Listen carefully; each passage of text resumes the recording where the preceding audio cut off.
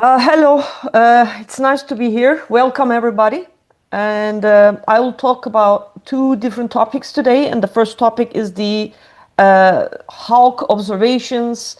And overall, I will give an overall review of water Cherenkov detectors and about ultra high energy gamma ray sources that are detected by Hawk. Okay, let me switch. These are my contents. That's what I just said. I will also give an overview of SWGO concepts and capabilities as a future outlook. Okay, let's start with this overview of gamma ray energy ranges. As Ozzy already pointed out, gamma rays are starting at very low energies, even at 100 keV. And they go all the way above 100 TeV. And so we have a nomenclature like this, where we call low energy between 100 keV and 30 MeV. High energies are 30 MeV and 100 GeV. Very high energies is approximately between 100 GeV and 100 TeV. And the ultra high energies are all the way, actually, Hawk is a typical, or LASO, as Ozzy also mentioned, are typical ultra high energy detectors operating below 100 TeV and going all the way above 100 TeV, that are made up of ground-based air shower particle arrays. I will go into the details of that. But this is an important energy range where we can see the galactic pevatrons and the most extreme cosmic ray accelerators.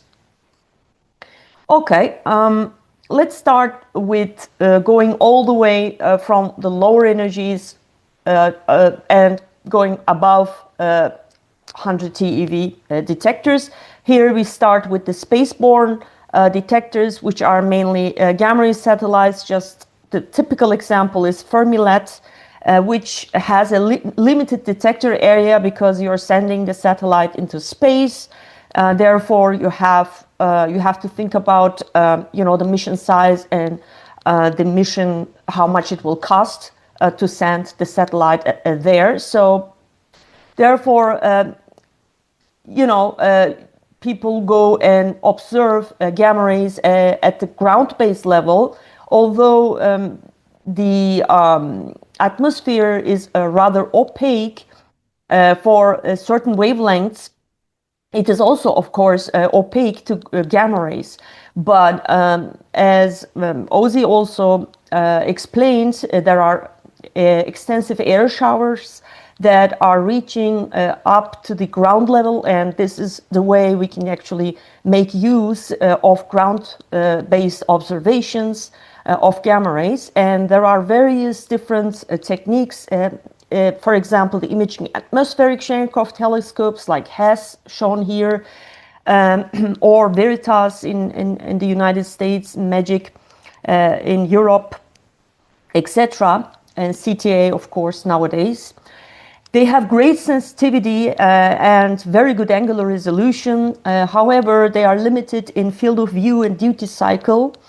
And then we have, of course, Hawk and LASO, and they have wide field of view, and therefore they allow continuous monitoring of the gamma ray sky.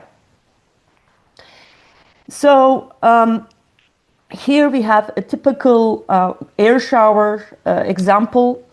So this one here is for 300 GeV gamma rays. It's a simulation, and here, as a comparison, you see a 1 TeV proton shower, and this one here is a purely electromagnetic in nature, and that allows only, after the interactions in the atmosphere of the primary gamma ray, you will only see electrons and positrons or photons in this air shower. But if a proton, like a hadron, enters the atmosphere, is going to interact and induce hadronic showers, which contain a lot of hadrons, namely pions or muons, as well as some neutrinos are produced in the decays, and then also other it could be also heavier elements after the interactions.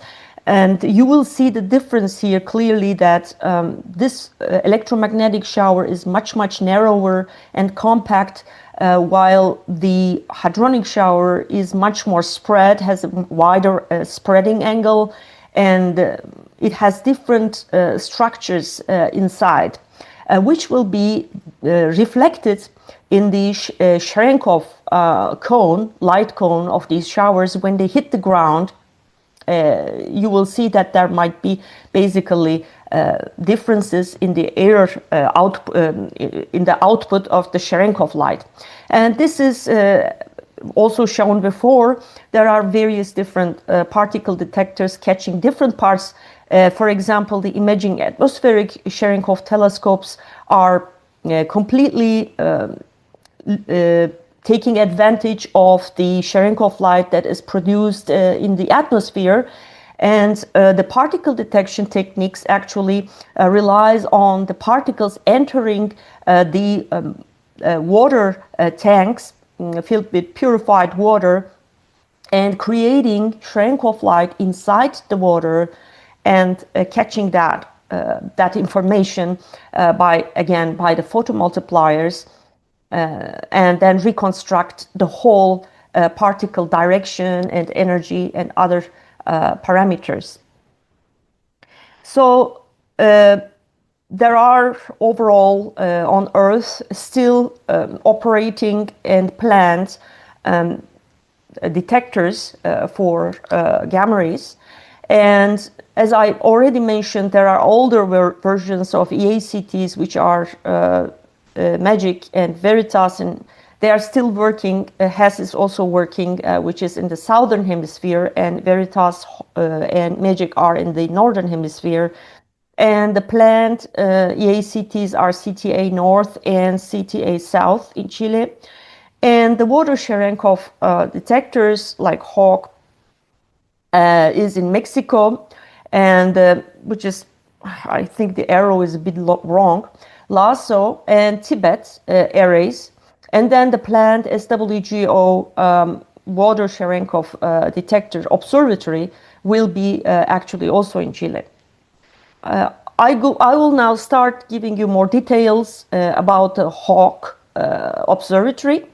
This is the compact core of HAWK array, and this array is completed in March 2015. And it also has it consists of the main tanks, about 300 tanks that are spread in a 22,000 meter square area.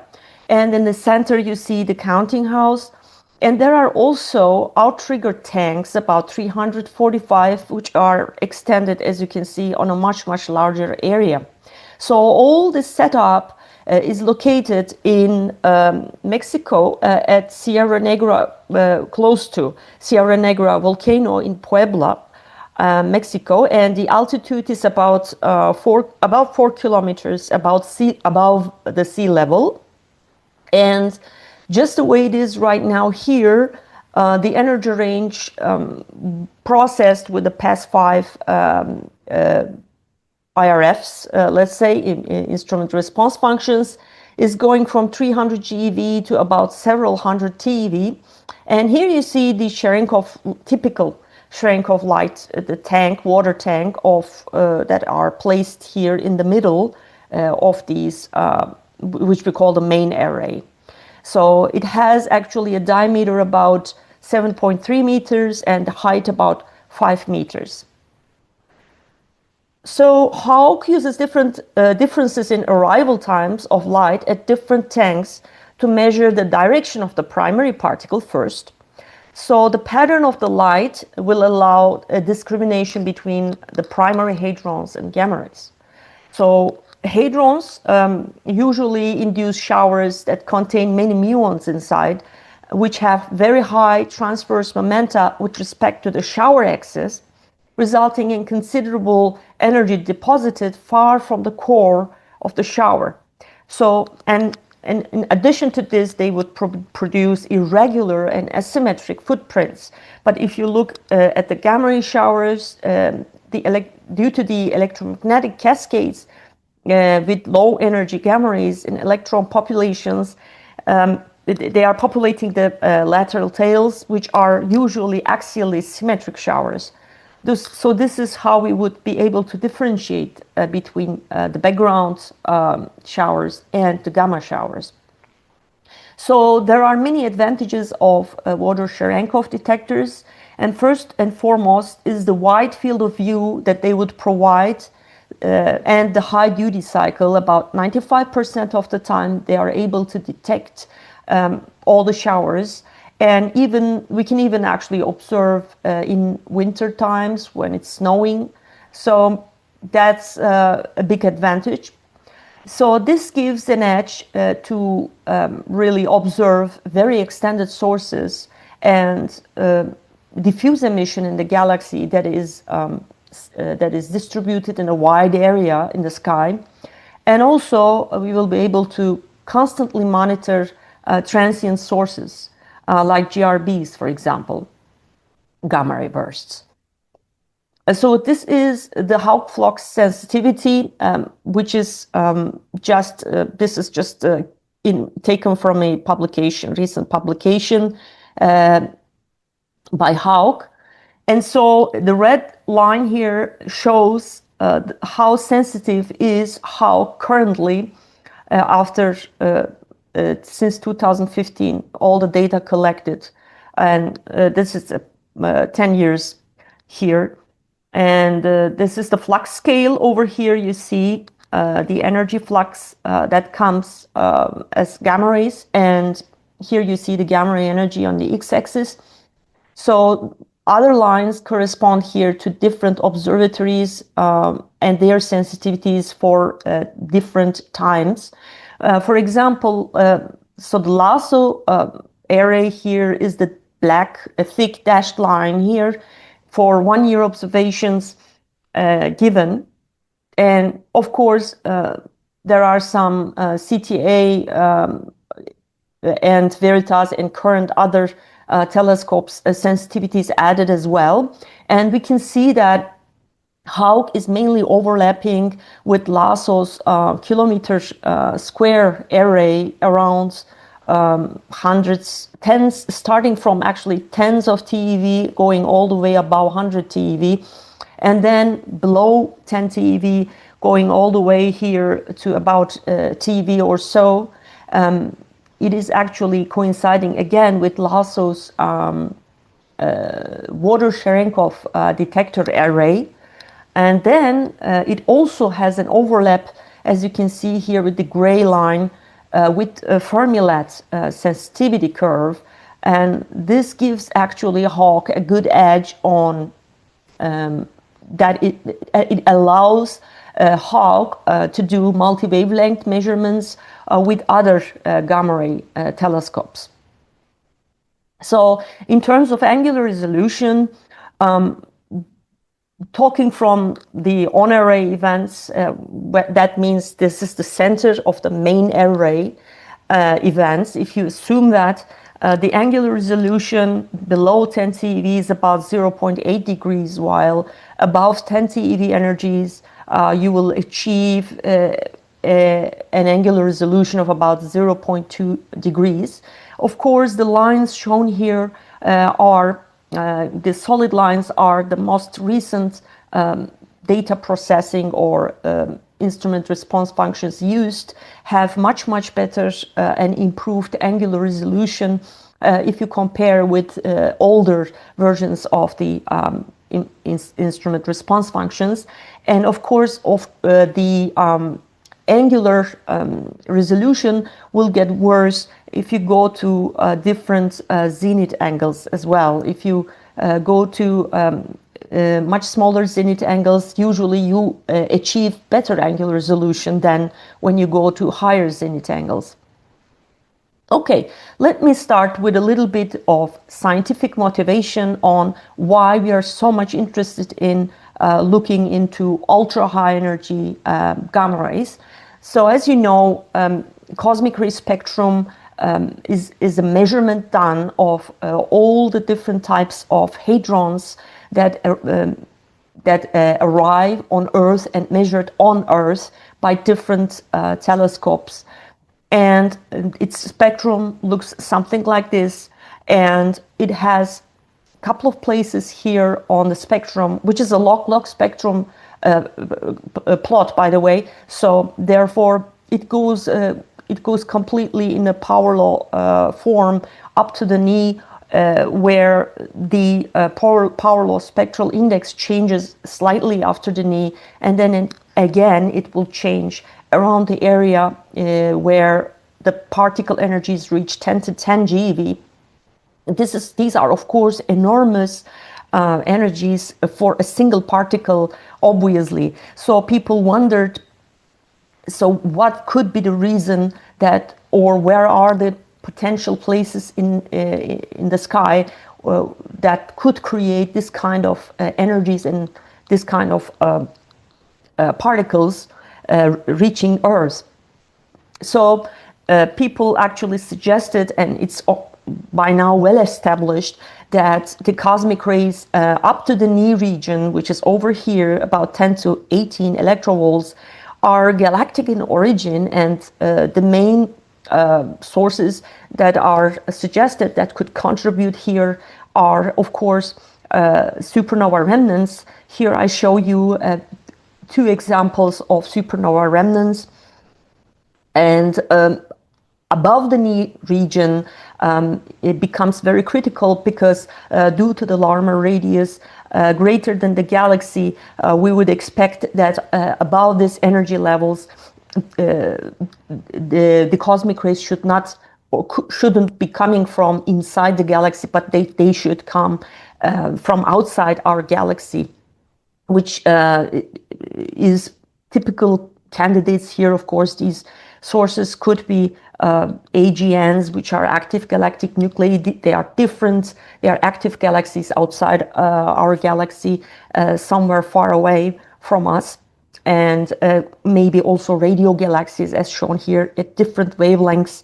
These are not gamma rays. Of course, these are also false colors, and they are mixed between a mixture of these pictures are mixture between X-rays, gamma rays, and radio data, by the way. So also we see that the extragalactic nature is also noticed by the transition from protons to heavy nuclei. And when we go even far down the flux and up in energy, we will see that we only see now only protons and much more heavy nuclei, and flux gets really, really low at this point. So after this short review, we can come back again to ultra high energy gamma rays. Okay, so these are gamma rays that have energies above 100 TeV. That indicates the existence of a primary lepton or hadron that is accelerated in astrophysical sources to PeVs or above. So PeV is 10 to 15 eV. So that's a lot of energy.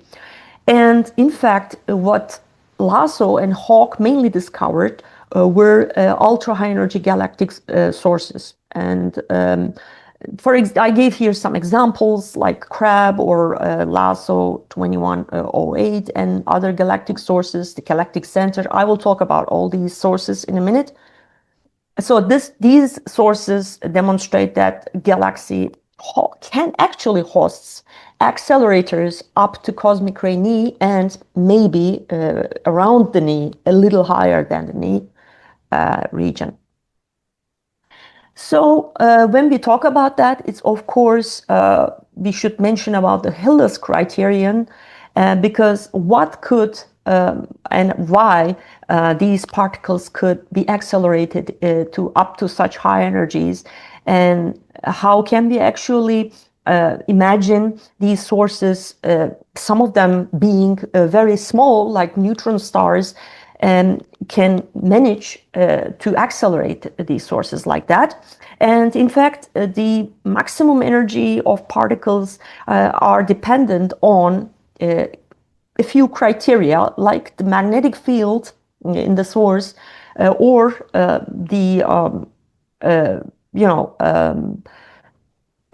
this is the velocity of the relativistic particles or outflows, if there are any jets like structures, for example, or any other objects moving, and of course the size of the sources.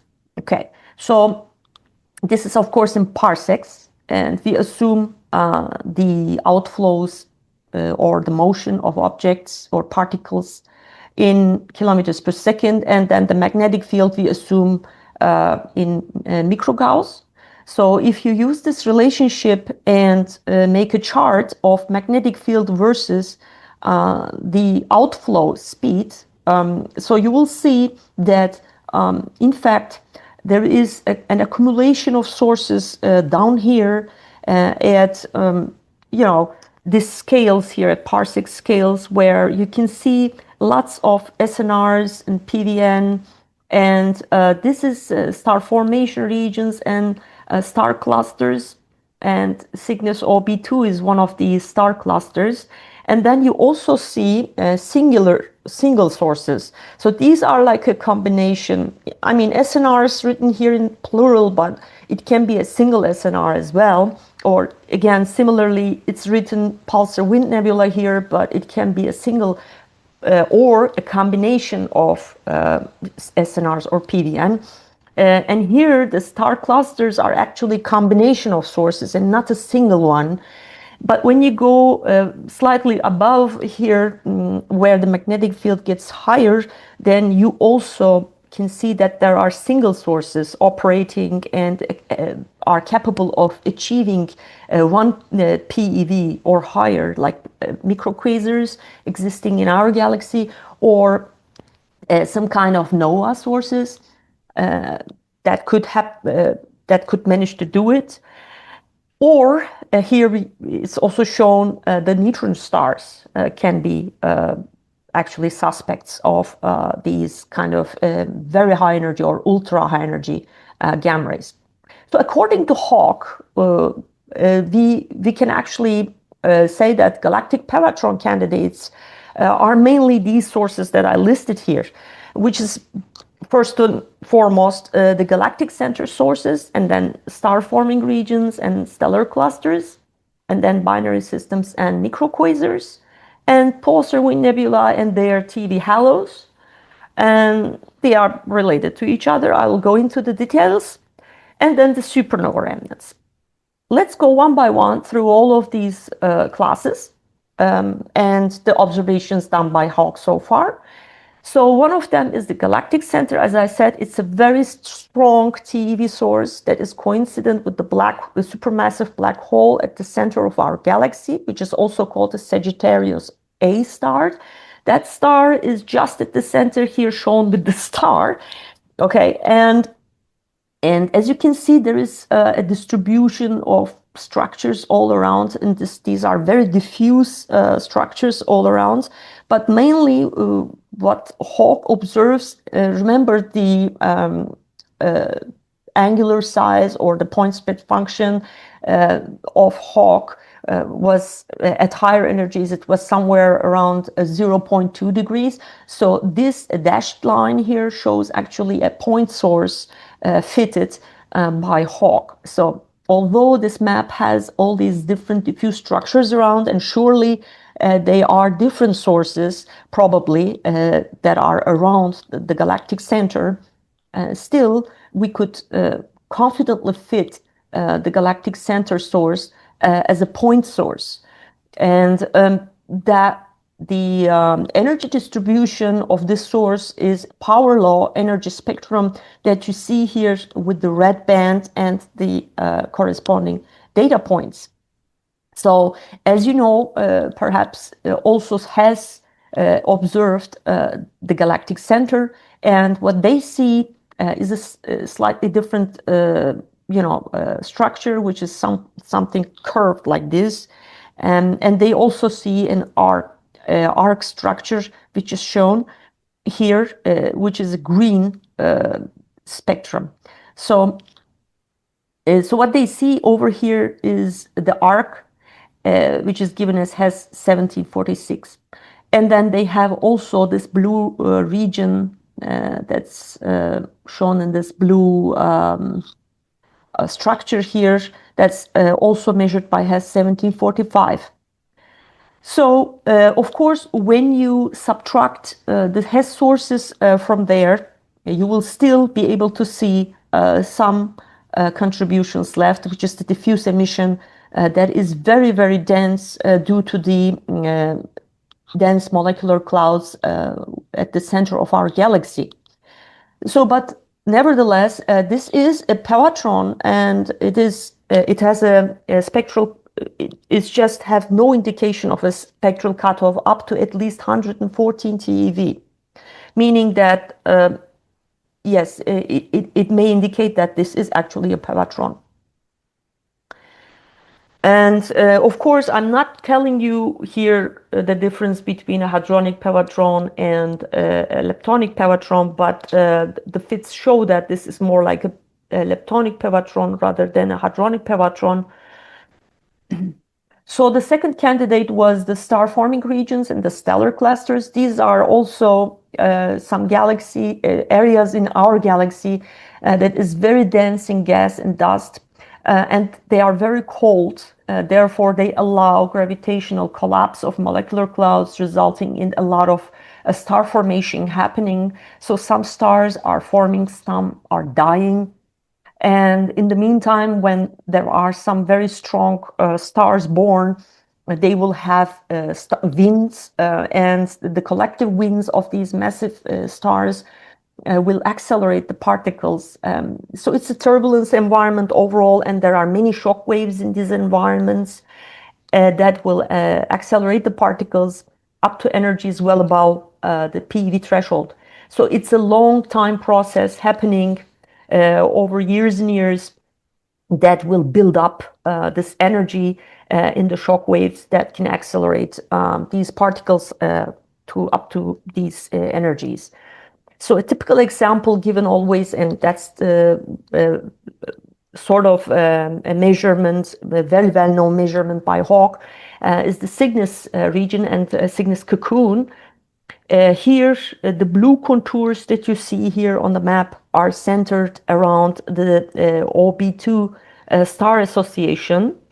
And the ring-shaped regions here are where the cosmic ray density was estimated by Hawke. I will show you in a minute how these cosmic ray densities are actually look like. Okay, so in the right panel, you see after we subtract a lot of not a lot of, but mainly actually two big sources that are maybe relevant to this region, but they are one of them is a PVN and one of them is an SNR, which has very strong TeV gamma ray emission. So we wanted to subtract these two strong sources to better understand the diffuse emission or whatever emission is there. This diffuse emission could be also a combined emission of many unidentified sources. So it could be a combination of that. So therefore, of course, by the way, this is also compared with the Fermi-led emission at lower energies. Remember, Fermi-led observes this region as well. And it's a complete overlap, as you can see, with Fermi emission coming from the Cygnus cocoon and the Hawke emission. And this is also maybe an indication that these sources, whatever is there, are creating really strong, these are strong cosmic ray sources creating accelerated, probably hadrons and leptons that can reach up to these energies. And I would like to show you here, in fact, how the spectrum looks like with Hawk, we achieved to go all the way to PeV energies. But of course, you can see different models also fitted on top of these data. And for example, if you would have a continuous injection of cosmic rays, you would be able to see a cutoff over here before 10 to 15. But if you assume a model that has a recent burst that happened in this region, then you would be able to, the model suggests that the spectrum might go all the way to 10 to 15. And the other plot that I mentioned is given here on the right-hand side is the cosmic ray energy density profile here, showing that that's taken from the annuli that was centered around the OB2 association. And the green points here is going to show you the estimation of the cosmic ray density above 10 TeV. And normally, of course, if you would have a local cosmic ray density, that would be here at the level of 0. So we can see that the cosmic density here is cosmic ray density here at this cocoon region is quite high. And that is also showing that there might be multiple sources that are responsible for this emission. So another class of sources was the binary system microquasars, and the famous one is SS443. And so here you can see actually the Hawk map in TeV energies. This binary system is a supergiant star with a compact object, either a neutron star or a black hole. And Hawk observed this area for about 2,565 days. Therefore, we could achieve a good localization of the jets of the lobes here. So the exact location of the microquasar is over here where you see the cross. But what we really see is very prominent in TeV and ultra-high energy gamma rays are the lobes or the jet lobes of this microquasar. And each of them obey a power law spectra with no cutoff. One of them reaches maximum energies of about 56, and the other one is reaching up to 123 TeV.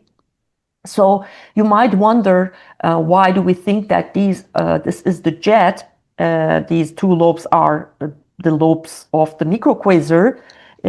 So you can think of this, that when we align it with the X-ray contours taken by Chandra, we can clearly see that they are overlapping with the jet axis, first of all, and secondly, they are overlapping with the X-ray contours of the jets coming out of SS433.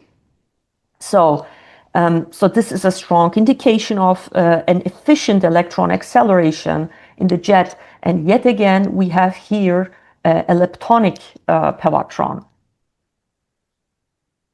Here is a more recent detection by Hawk, which is another binary microquasar system called V4641 Sagittarius. And so here again, you can see in the map, significance map, two lobes, and you can see that the microquasar itself is somewhere close to the center of these two lobes. This time, the binary system is made up of a black hole accreting matter from type B main sequence star, and it has again radio jets, and it's actually exhibiting the fastest superluminal motion in the Milky Way. And we achieved this result by taking Hawk data for 7 years from 2015, the very beginning, until 2022. And the significance is about 8.8 sigma above 1 TeV gamma rays and 5.2 above 100 TeV gamma rays. So we have clear detection for gamma rays above 100 TeV, which means that this is also, we can count this as a pevatron, but again, it's a leptonic pevatron.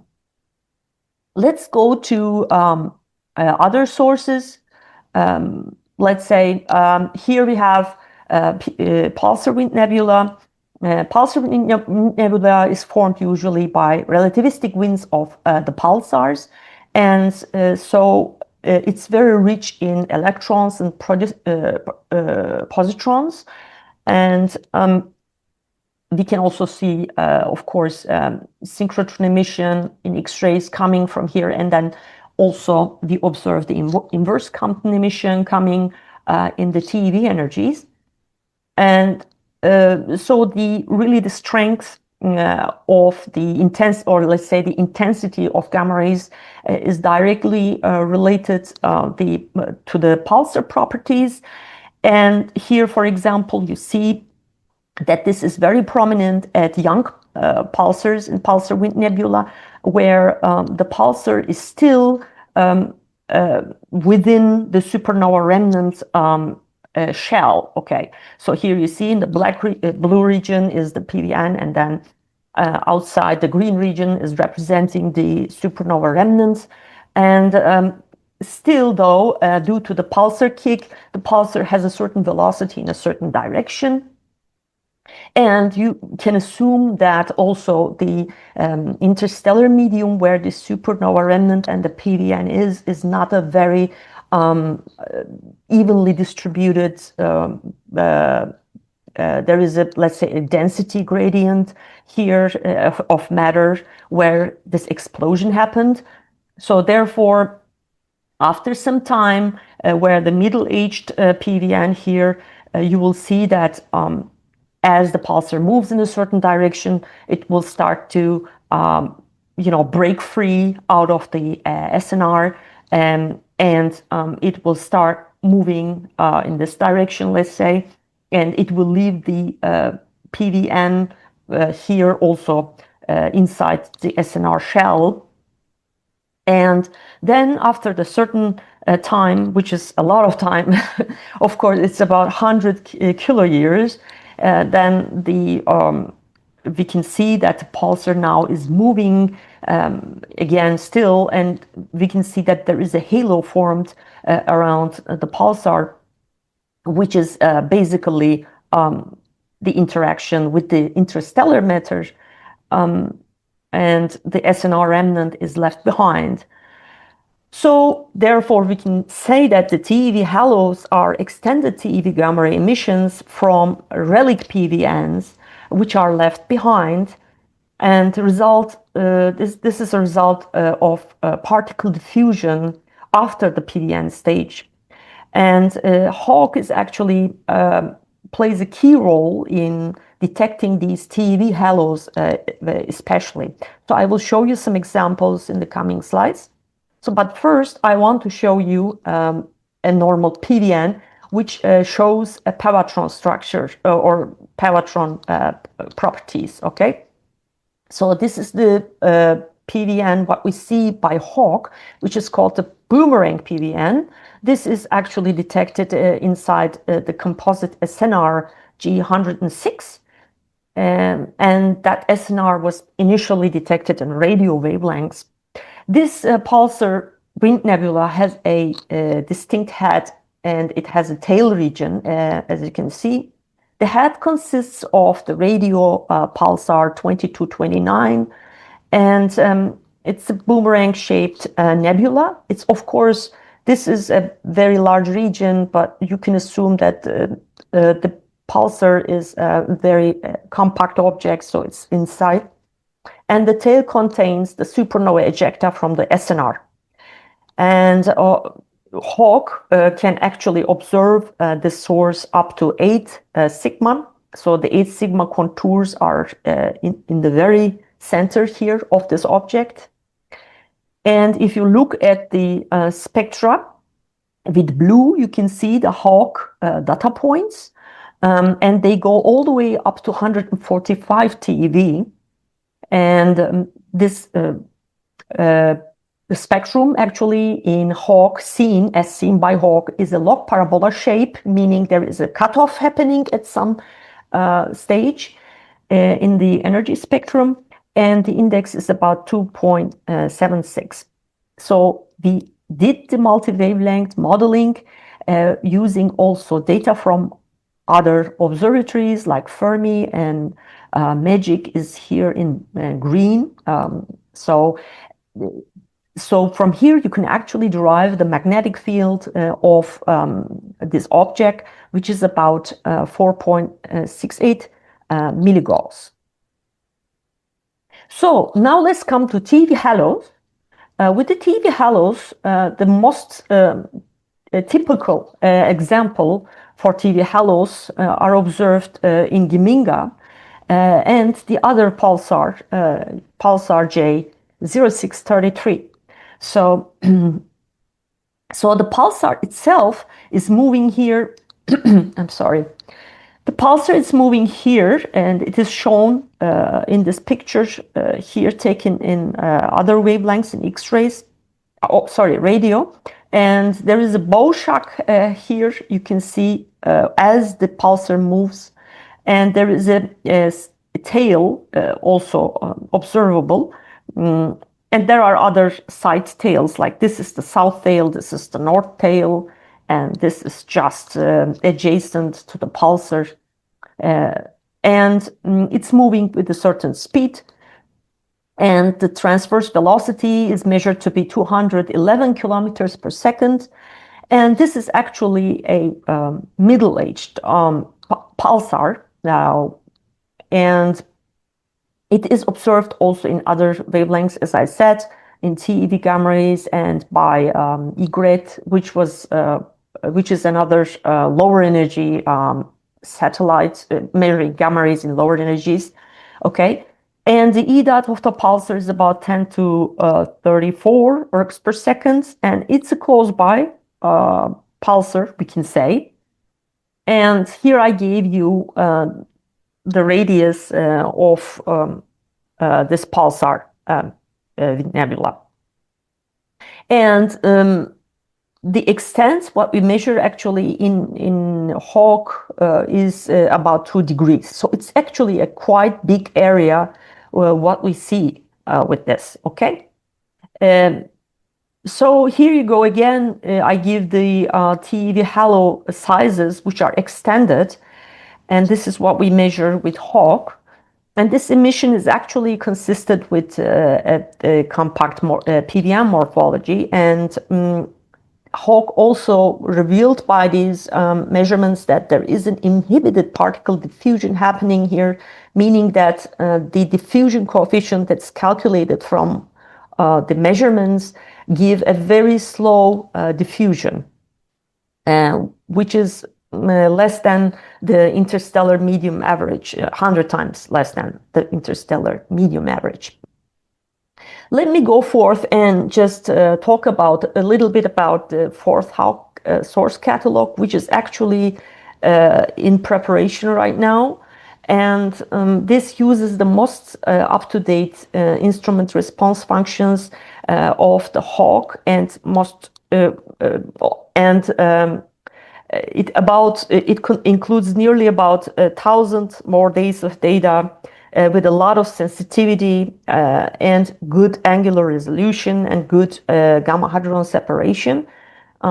So this paper will include many sources, among which 33 are with counterparts outside the TeV energy range.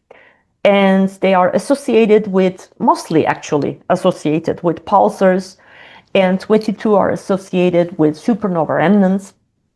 And of the pulsar associations, there is a subcategory of possible TeV halo candidates, and they are defined to be pulsars, middle-aged pulsars and older, with a spin-down power of at least 1% of the Geminga pulsar. So out of these 33 pulsars, 14 are marked as very likely to be halo candidates. And you can actually look all of these results and the map given also in this most recent paper. This is not listing all these sources in there, but at least you can find the map in here in this reference. Let me now go to the next generation water Cherenkov detector observatories, and that's the Southern Wide Field Gamma Ray Observatory, SWGO. It is a planned ground-based gamma ray observatory in the southern hemisphere, and the location is already set to be, it will be actually built in Pampa La Bola, Atacama Astronomical Park in Chile, at an altitude of 4,707 meters above sea level. And this is also housing, this region is or very close by, actually housing also other astronomical observatories. And the CTA South will also be built around here, very close. So it will be a very good opportunity to actually observe together with CTA and using the capabilities of imagining atmospheric Cherenkov telescopes together with these water Cherenkov telescopes at the same time.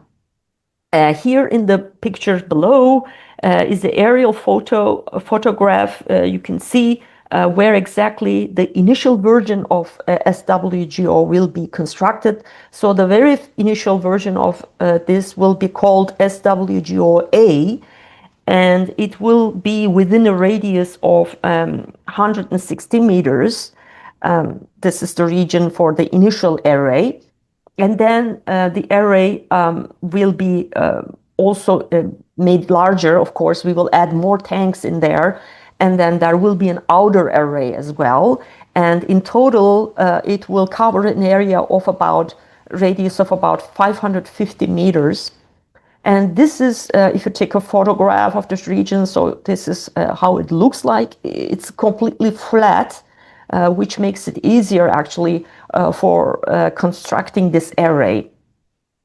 So the array, when it's fully finished, it will consist of many tanks. As you see here, it will have this diamond shape, like more or less structure with different buildings here in the center of each substructure. You will see the computer centers that will collect the data from all the tanks around itself, and there will be also a main array. And each of these tanks will look like this. This is the planned size of one of the tanks. In fact, there are different tank types that people are planning to set here to test different things. So, but this is one of the standard tanks that is currently being planned to be mass produced. And then, first of all, of course, it will be tested extensively on the site,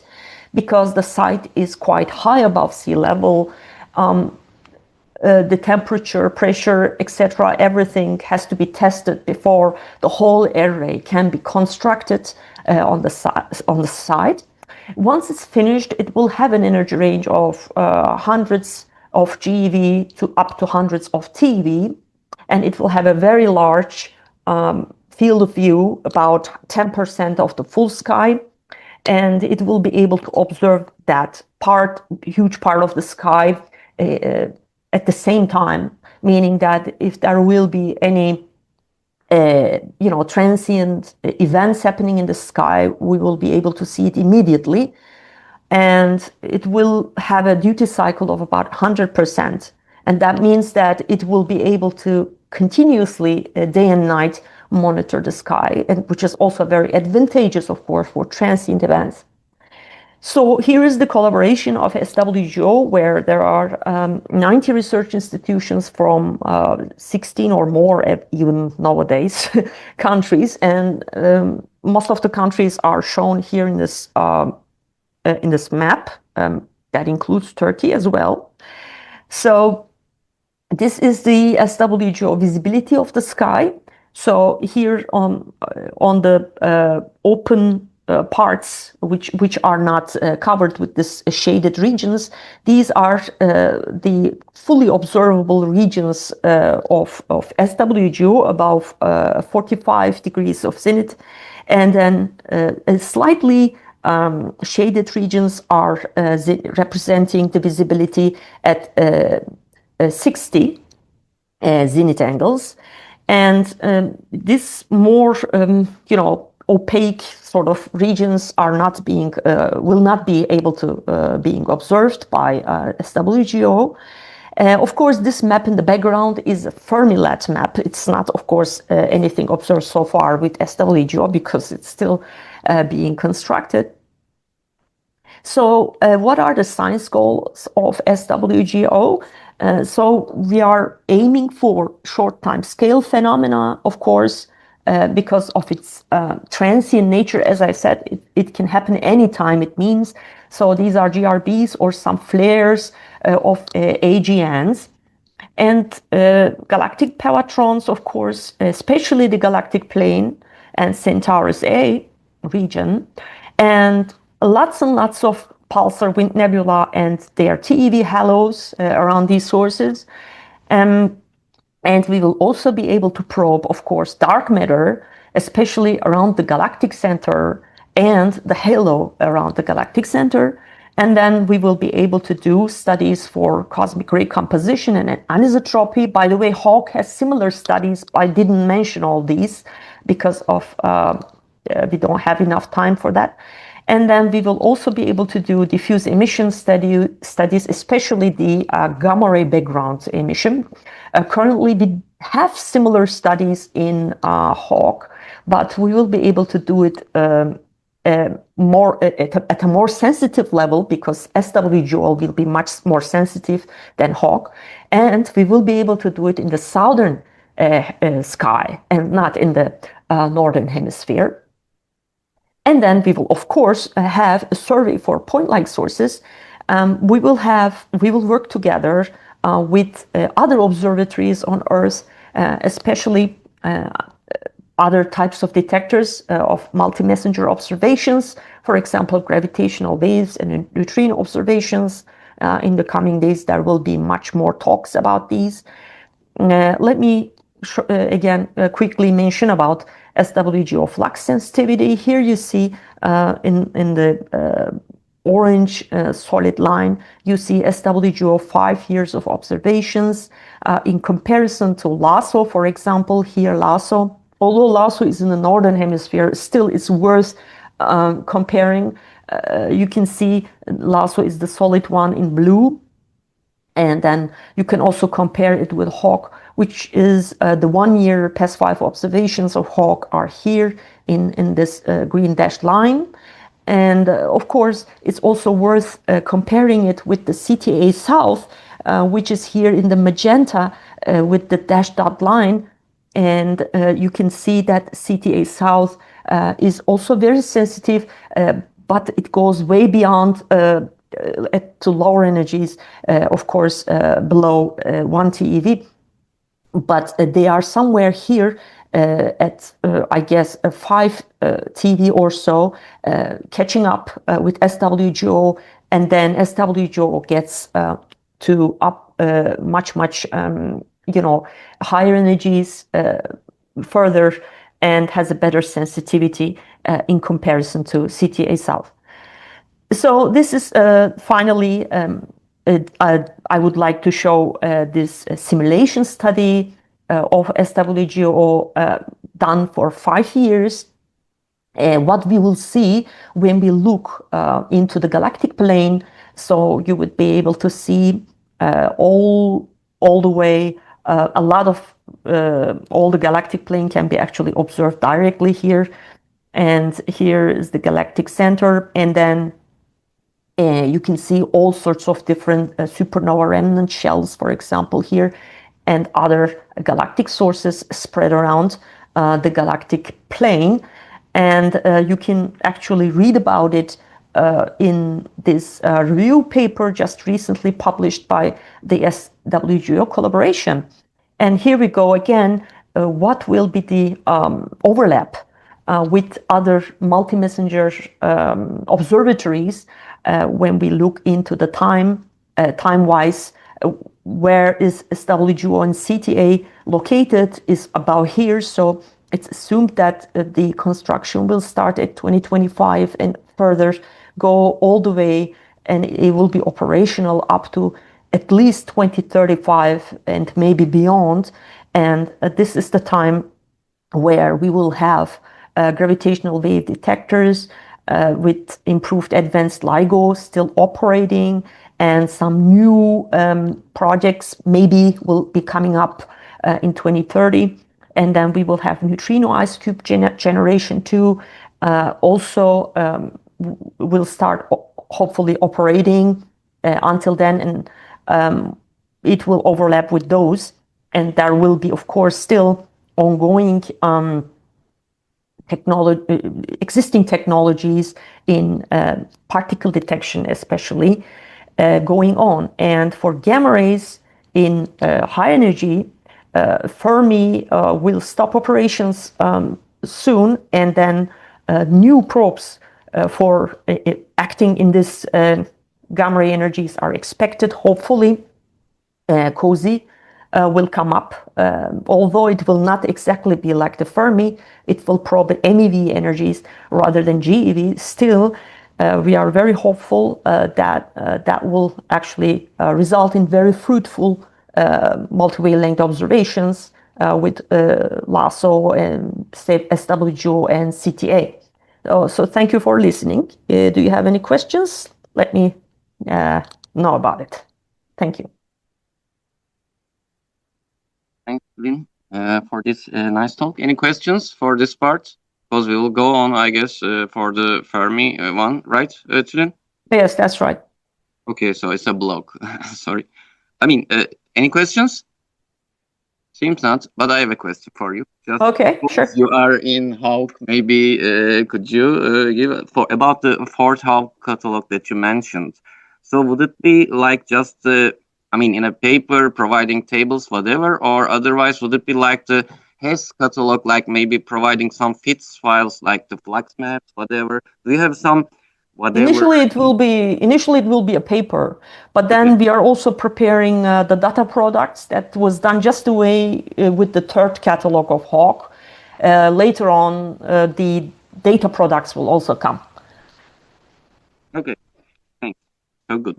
So whenever you are ready, you can also go on. Okay, for the Fermi part. Sure, let me share the other slides. I had them somewhere here.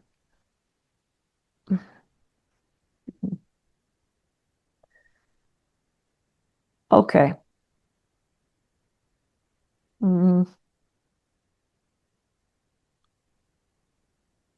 Okay, so here we go. So with this presentation, I would like to give you a slight introduction to Fermi data and the Fermi data analysis. Let me go on. So first we will start with introducing the Fermi Gamma Ray Telescope, and then I will show you some observations of supernova remnants, historical, of course, observations. And then I will show you a Fermi analysis of a typical supernova remnant, which is Cassiopeia A. So let me start by introducing the Fermi Gamma Ray Telescope. This is a telescope that's operating since 2008 already, and it is, I think, either this year or next year it will stop taking data. And it has two instruments on board, and the first one is LAT, the Large Area Telescope, or LAT. And the second system is the Gamma Ray Burst Monitor, which you can see here and here. And the Large Area Telescope operates between 20 MeV and 300 GeV, and the Gamma Ray Burst Monitor is operating between 10 keV and 25 MeV.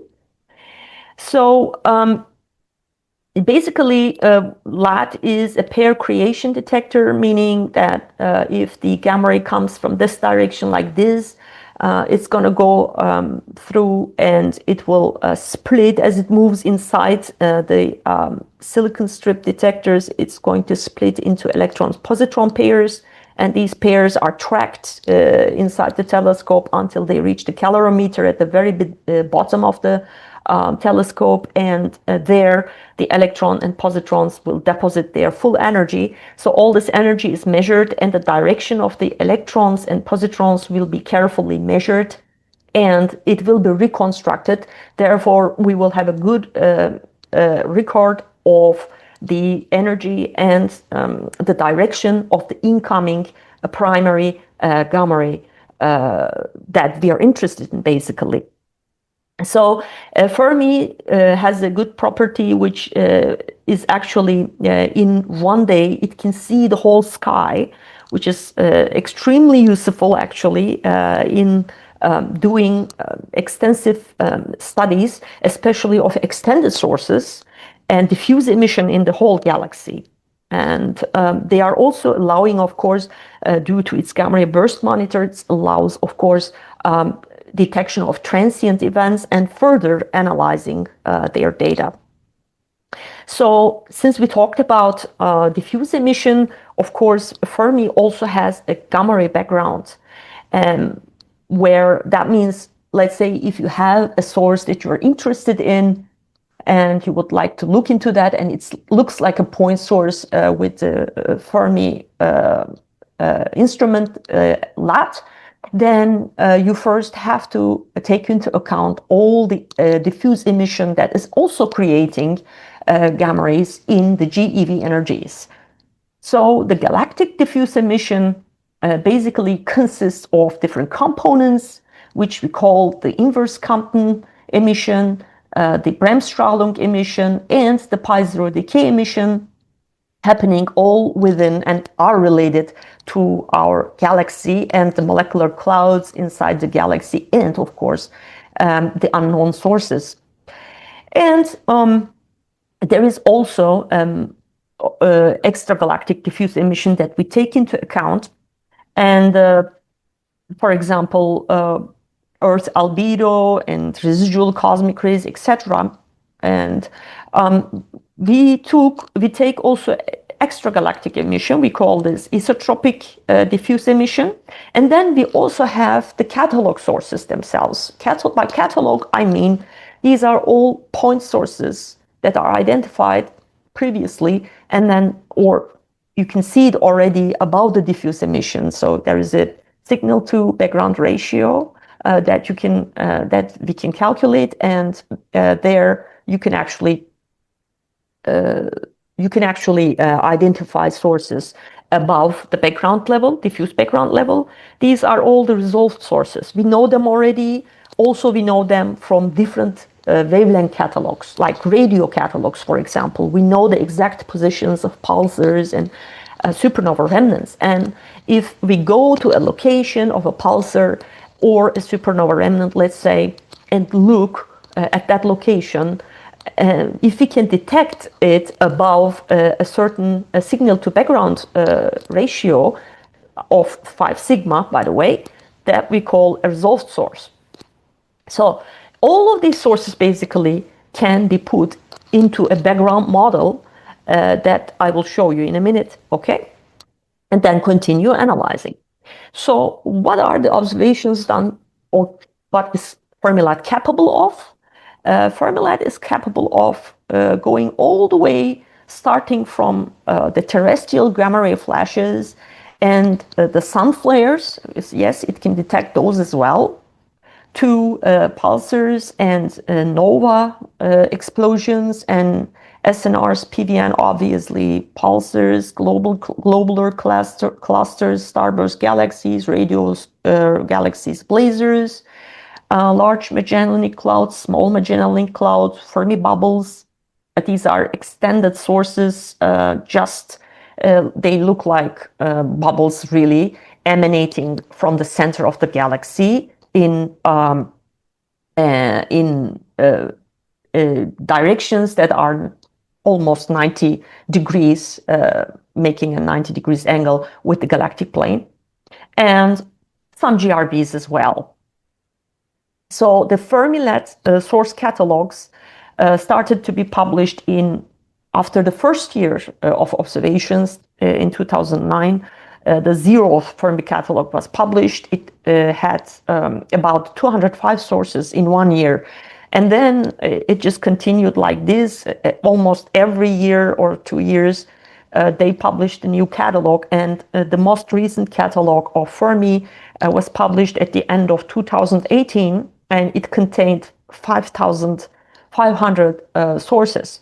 And then Fermi also published different types of catalogs, like the FHL catalogs, which are measuring the sources above a certain GeV, okay, and GeV energies, and they are not including the MEV energies. Remember, LAT can start observing from MEV energies, but here they were only concentrating on the high energy GeV parts of the sources.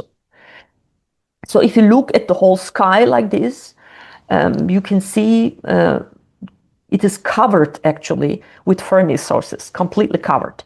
And most of these blue dots actually are not galactic. They are extragalactic sources, and the grayish ones are unidentified, and the red sources are galactic sources. And here, of course, this map especially has an angular resolution 1%, below 1%, sorry, for energies above 1 GeV. And it has a good energy resolution as well, about 100 MeV. So now, of course, I would like to concentrate a little bit more further into the SNR part, because I would like to show you an example analysis of an SNR. So basically, SNRs can be divided into young SNRs and middle-aged SNRs. And young SNRs usually have strong X-ray synchrotron emission and TeV emission. And there is a good correlation between X-rays and TeV gamma rays. And gamma rays probably produced here by electrons interactions. And you can see when you look at the energy spectrum of younger SNRs, you can see that they have much higher, they have data points, let's say, in TeV at much higher energies. And they can also, of course, be detected by Fermi in the Fermi energy range. But they are peaking rather at TeV energies. But if you go to middle-aged SNRs, with middle-aged SNRs, the picture changes a little bit, because now, since the SNR is getting bigger and bigger, and if the explosion happened in a very dense region, which is not very evenly distributed gas and dust density, then you would expect that the cosmic rays emanating out of the supernova shocks would interact with these uneven distribution of the molecular clouds or nearby molecular clouds, and due to the decay of neutral pions produced in proton-proton interactions between the clouds and the cosmic rays, accelerated cosmic rays, you would be able to see lots and lots of gamma rays in the GeV range. And that is corresponding exactly a peak emission happening in the Fermi-led energy range. So Fermi-led actually was a success in detecting middle-aged SNRs interacting with molecular clouds. And that was actually giving the proof people were seeking for a long time about whether there was really protons accelerated in supernova shocks or not. Because for a long time it was a discussion, and it was not very clear whether they were also there or not. Because if you look at the data, if you could look at the data with TeV Earth-based observatory, gamma ray observatories, you would rather see a mixed, if you model the emission, you would see a mixed emission of leptonic and hadronic components. However, if you just got the data from these sources with Fermilab, you could for sure show the hadronic components coming from these sites. And here are the historical, these two maps, four maps actually, shown on the left-hand side are the historical middle-aged SNR detections by Fermi, where you can see the IC443, also visible, by the way, in TV energies, and W51C, and W44 and W28. And you can see, of course, their spectra as well, showing a bump around the pion decay energies. And then also what they observed, people observed in time, that these SNRs, middle-aged SNRs with molecular cloud interactions usually show a higher GeV luminosity, which is the red dots are representing that group of SNRs. And then younger SNRs without the molecular cloud interactions had lower luminosity and smaller diameters here. And middle-aged, there are, of course, also middle-aged SNRs without molecular cloud interactions, where again, you can see the luminosity drops further down, and the diameter with respect to the younger SNRs is, of course, wider. So the number of SNRs and PVN reported in the fourth Fermi catalog are about 60. So let's switch to our candidate source that I would like to show you in a workshop style how we can analyze this kind of data. So Cassiopeia A is the remnant of one of a handful of historical supernovae that we have observed, and the explosion happened about 340 years ago. That gave rise to Cassiopeia A, and here you see the image in X-rays, radio, and infrared, I think. And yes, red is the infrared basically, and it's a false color image, composed image of these three different wavelengths, and the size in radio and X-rays is measured to be about 2.5 arc minutes. So it's actually, in comparison to gamma ray sources, very, very small in size. But we can say that it's a young supernova remnant. Okay, so let's start with my analysis slides, and some of you already know who took a lecture and course from me in the past might remember these slides. I'm going to give you these things very quickly to you. Remember that we have now the fourth Fermi catalog, but since my slide's a bit old, it's the third Fermi catalog. Doesn't mean it doesn't work.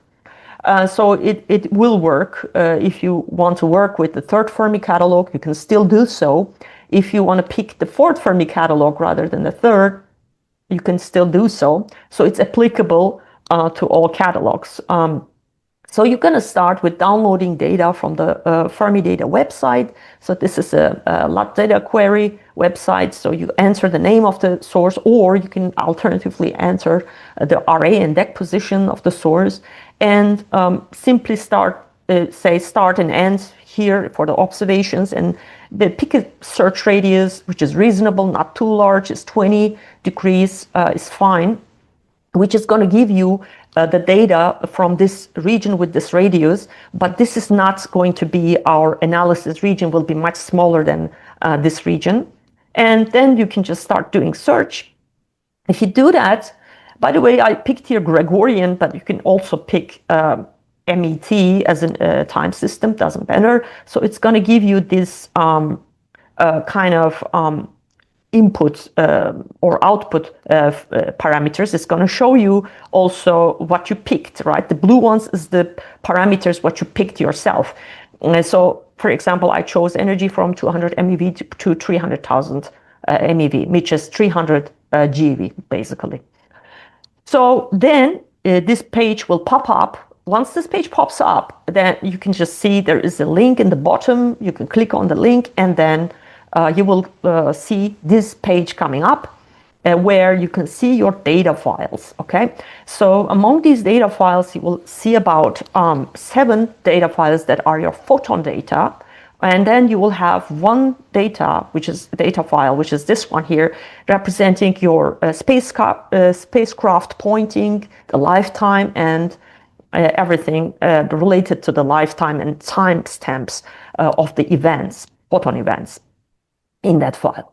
Okay, so then you can basically go and create your analysis directory, and then you can just move your files into your analysis directory and create a text file. Let's call it data files txt, and then fill the text file, fill in there your photon file names. Okay, so these are your photon file names inside.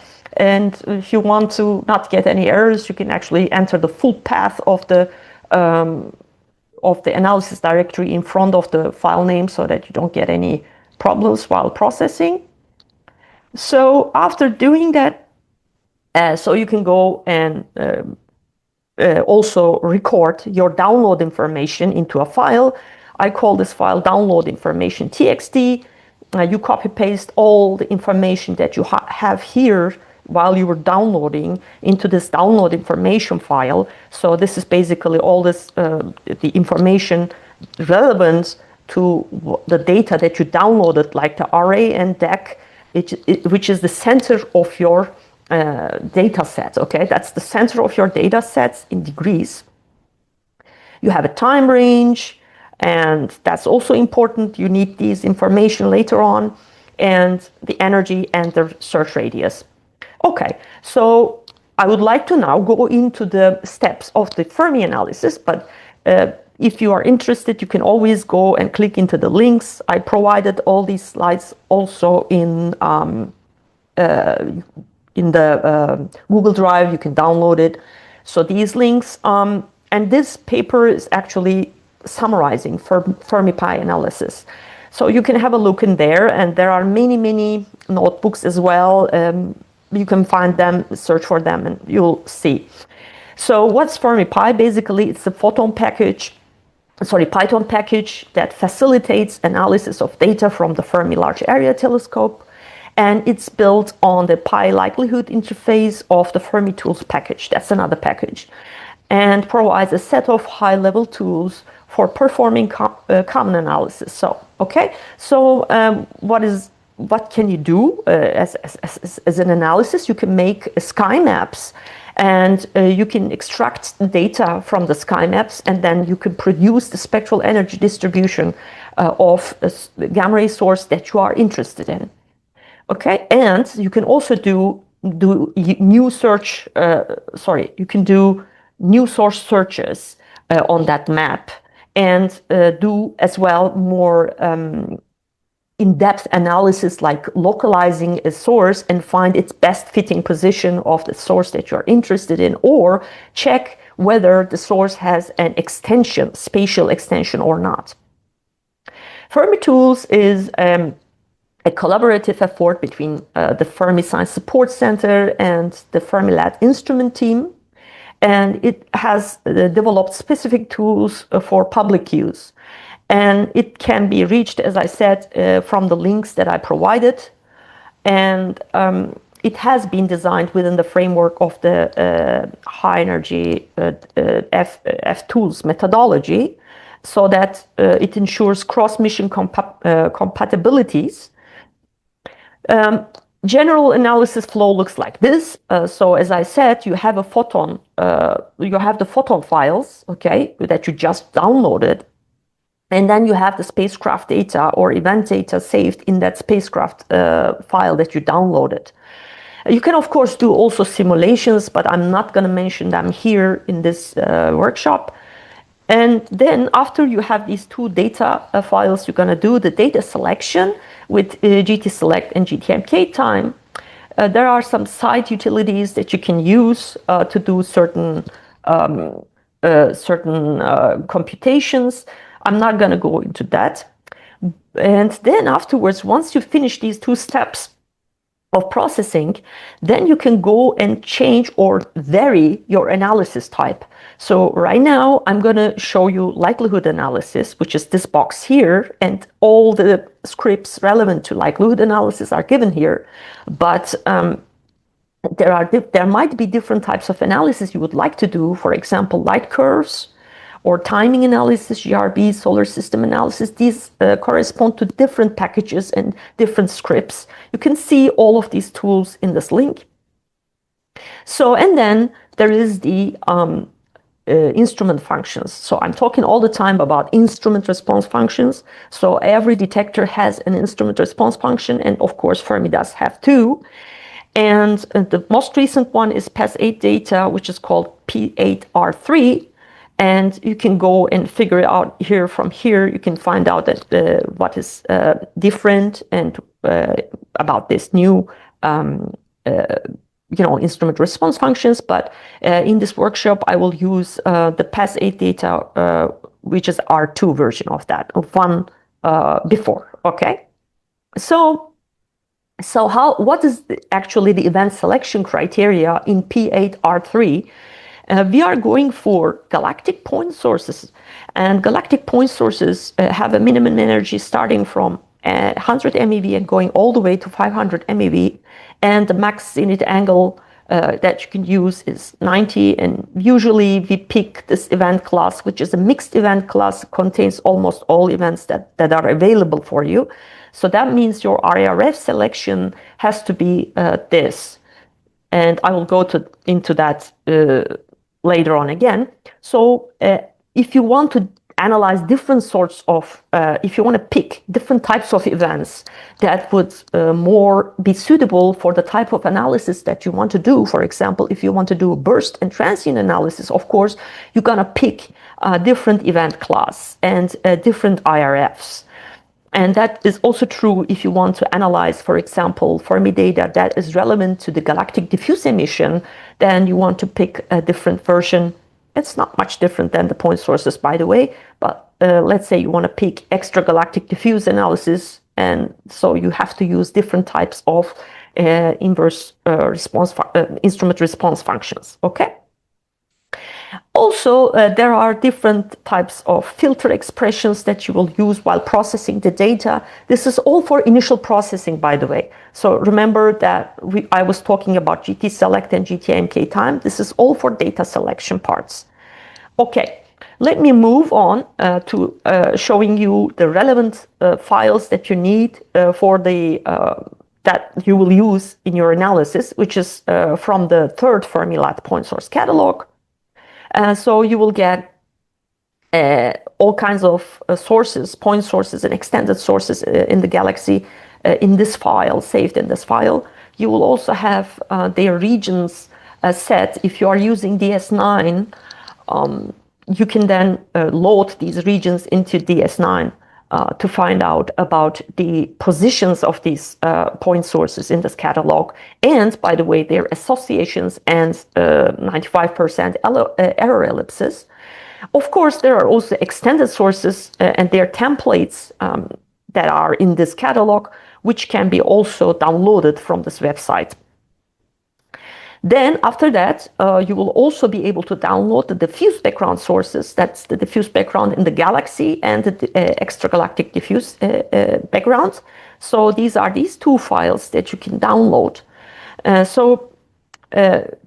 Once you download all these sources, you can create a new directory and save all these sources that are relevant to your catalog into that directory, because you're going to grab these files and make use of them afterwards. So you want to make sure that you save them in a good place. And these extended source zip file, which contains all the extended source templates, should also go into the same directory, and then you should open them, okay? And make sure that you have everything here necessary, especially the templates are saved in the subdirectory, and the XML files are also saved in that subdirectory. Let's start now the bind analysis. And very, very detailed instructions can be found here in the bind likelihood tutorial. Okay. So let's start with processing the data with GT-select. Now I go to my analysis directory and write GT-select event class 128 and type 3.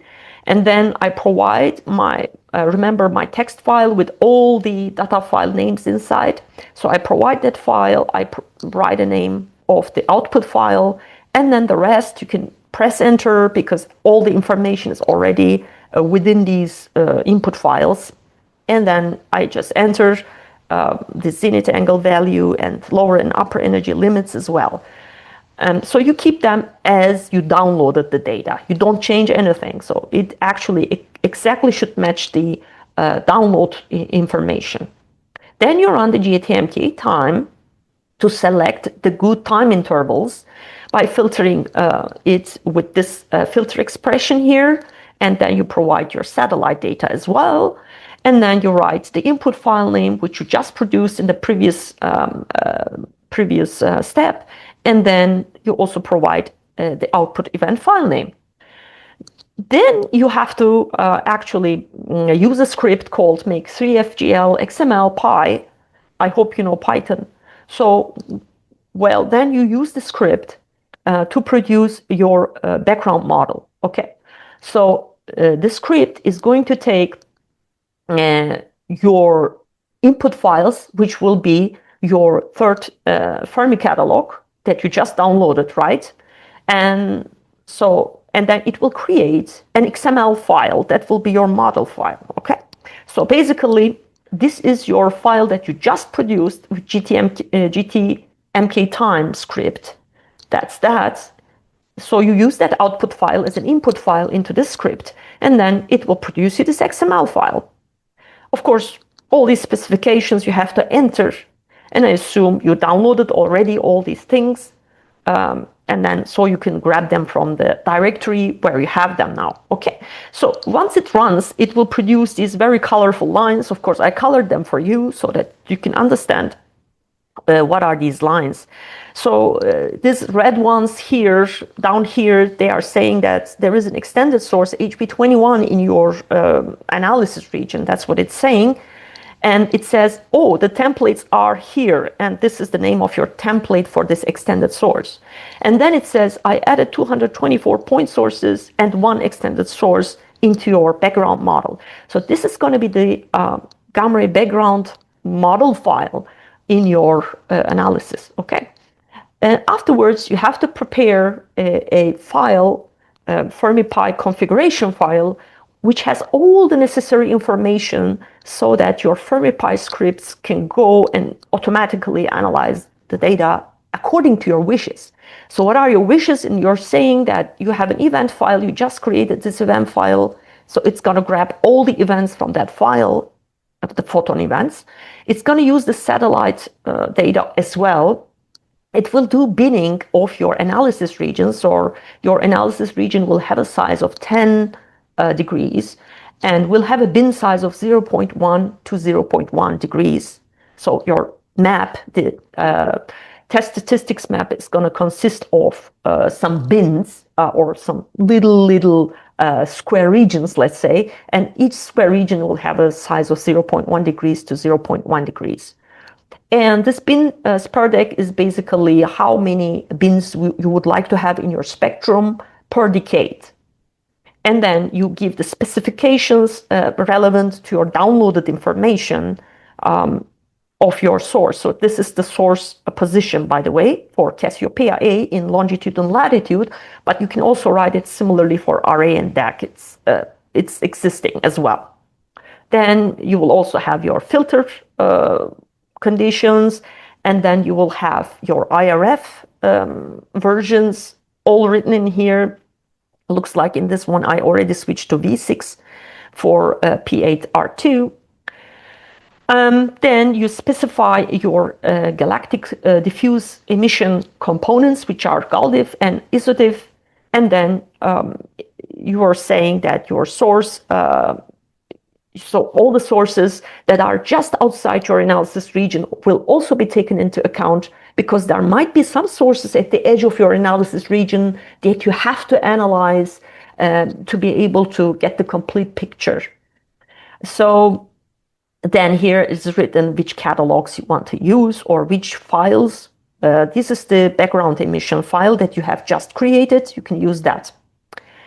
Okay, so here's again a summary of what is what in your file. Okay, and I created the most up-to-date version that is relevant for the fourth Fermi catalog. You can see here the names of the IRFs, etc. That could be applied if you want to do analysis. You can use this version as well. So then you would like to go into a Python, you open the Python or IPython, and then you will start processing. You will start from GTA, a GT analysis. So you define, so you read in your config file that you just created, and then do setup and optimize, and it will start your analysis. But in the beginning, when you process this the first time, it's going to take a few hours to do this. And during this time, you just can set your computer and go to sleep mode if you do it in a screen in the background. Anyways, but if you finish the analysis, if you print the whole analysis region, the first source that is here listed is the source that's closest to the center of your analysis region. That means that the offset of the first source in the list is about 0.01 degrees away from the source that you're interested. Clearly, this offset is very small in terms of degrees for Fermi-lat, yes. So therefore, I conclude that this must be the catalog name of the supernova remnant that I'm interested in. So therefore, this is representing, so this name is actually the third catalog, Fermi catalog source name of the Cassiopeia A. And another information given here is that it is fitted as a point source, and its spectrum has a type of log parabola, and it has a high TS. TS means test statistics. And if your test statistics is about 25, it means that you detected the source. So clearly you detected the supernova remnants with high precision and high significance, actually. So if you take, by significance, I mean, if you take just the square root of the TS value, you will get the significance of the source, meaning how far above the background is the signal. Okay, and everything around your source are your neighboring sources, but as you can see, the next source in the list is about 2.3 degrees away from your source of interest, meaning that basically this source is actually not so close to your source. So, okay, then you can also set new filters to the data. For example, I would like to free the normalization of the catalog sources that are within 3 degrees of my analysis center, and free the galactic anisotropic components by name. So how do I do that? I can do that like this. This is also given, by the way, in the FermiPy analysis page. You can look into more what they mean here.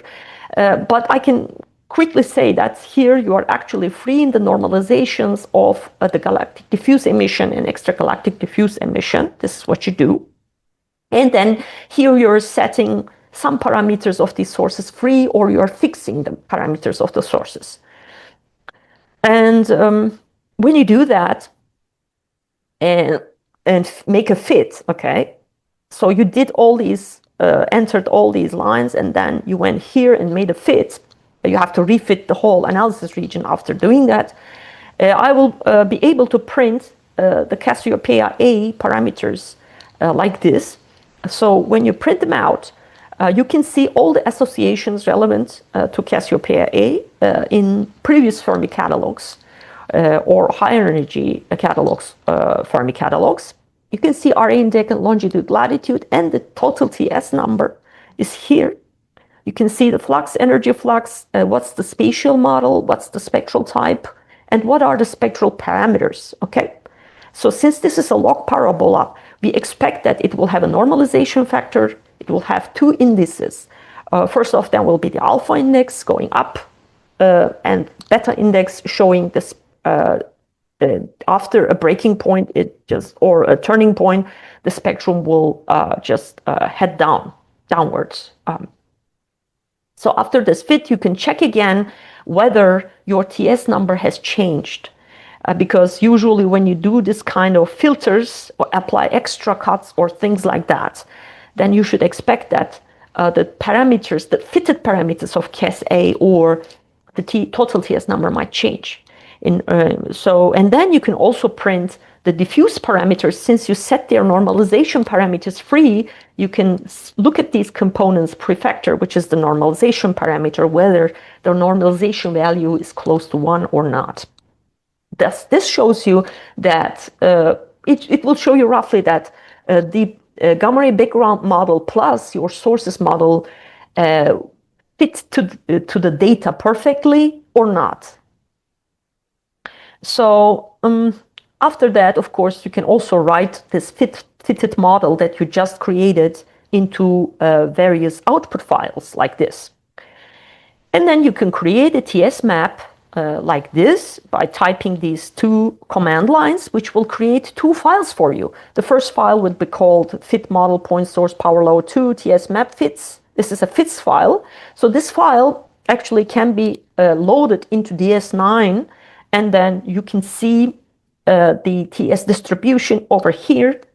Of course, at the location of Cas A, which is supposed to be at the center of your analysis region, you won't be able to see any excess gamma ray emission that is expected, because remember that right now Cas A is in your background model file. As long as it's in your background model file, you will not be able to see excess because it's modeled into the fit. Therefore, you should not be able to see it. Okay? So, and you can therefore create the energy distribution of Cas A. Once you type in this command, it will create you the fits file that contains the spectral energy distribution data points. Then you can just plot them like this, and you will see the distribution and the model that is fitted on top of these data points. This is the band, is the model, and that is plotted on top of the data points, right? And this is energy bin by energy bin. You can see what was the flux and the flux error, high level and low levels. These are the error bars, which are the statistical error bars, okay?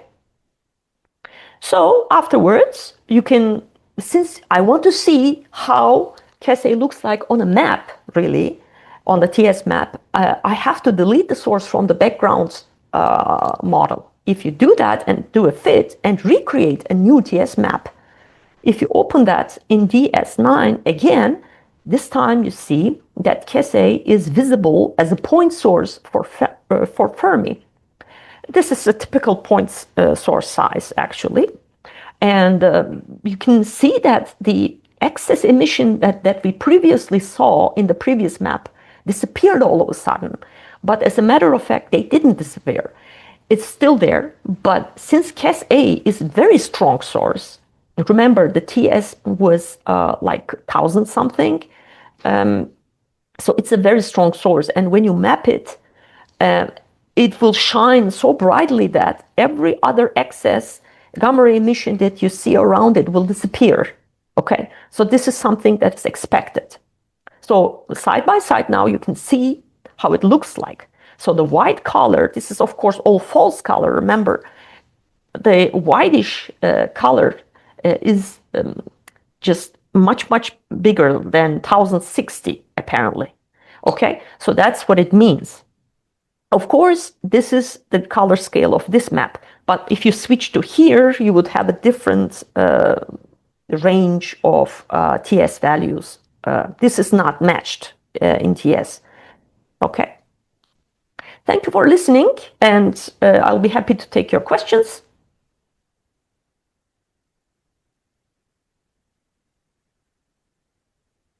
Thank you, Tülün, for this really step-by-step tutorial about how to do Fermi data analysis. I believe it will be very, useful for everyone. And in the future, we also put it into YouTube. So, yeah, well, you will be famous.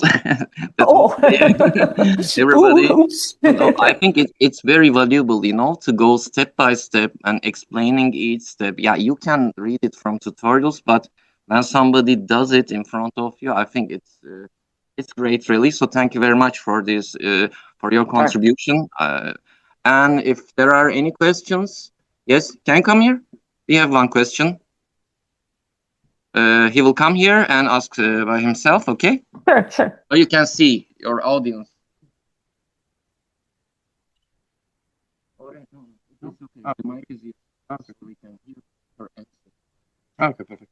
At the beginning of the presentation, you mentioned like this thing between the young and the middle-aged SNRs and how Fermi allowed to like determine which one was which given the emission of gamma rays. And I am curious about is it possible to do like this discrimination only using gamma rays, or there is still a sort of tension that will need like to be resolved using multi-messenger astronomy? Absolutely, of course. You mean the differentiation between young and middle-aged SNRs, right? Mm-hmm. Yes, of course. We actually make use a lot of multi-wavelength emission from other telescopes and catalogs while analyzing our sources. So yes, the short answer for your question is yes.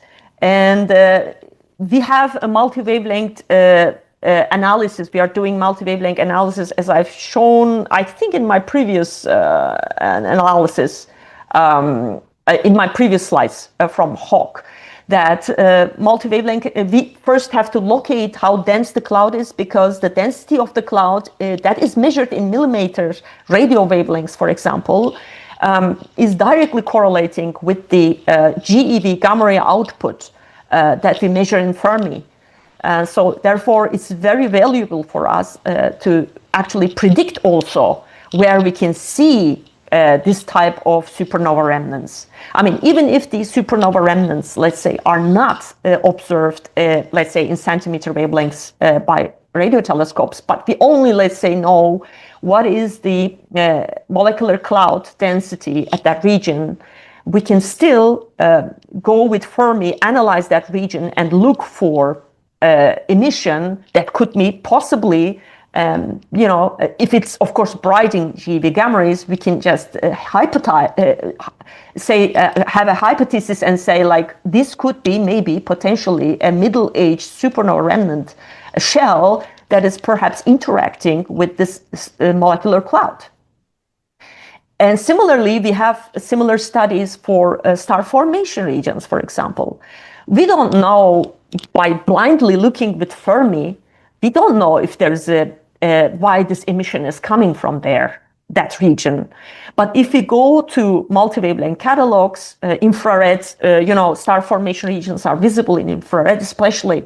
So if you go there and check, of course, we get very happy when we see that the Fermi observations are matching with the location where there is a star formation region appearing in other catalogs. So yes, in the beginning, both Fermi and, by the way, also TeV gamma ray observatories were completely blind. I mean, you don't know, by just looking at the gamma rays, you don't know really what's there. We need definitely information coming from other wavelengths in order to identify the gamma ray sources. Eventually, when you have like neutrino astronomy, it will be even more easier. Neutrino astronomy is especially useful. That's a multi-messenger. So that was especially useful when we were finding, let's say, if you have, pion decay, we were talking about here, especially in this case, pi zero decay, but with the charged pions, if they decay, they also decay into neutrinos, and then it could be quite interesting, especially for pevatron searches, to find neutrino signals coming from molecular clouds that are very dense, that is also overlapping with TeV and maybe GeV gamma rays. So that's from the neutrino perspective.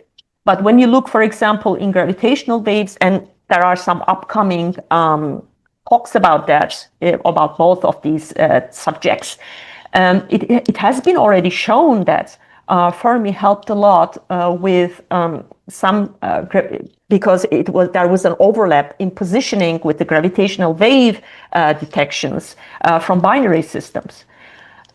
So in any case, it's much more advantageous to use all these telescopes in different, operating in different, using different messengers as a detection environment to draw conclusions about astrophysical sources.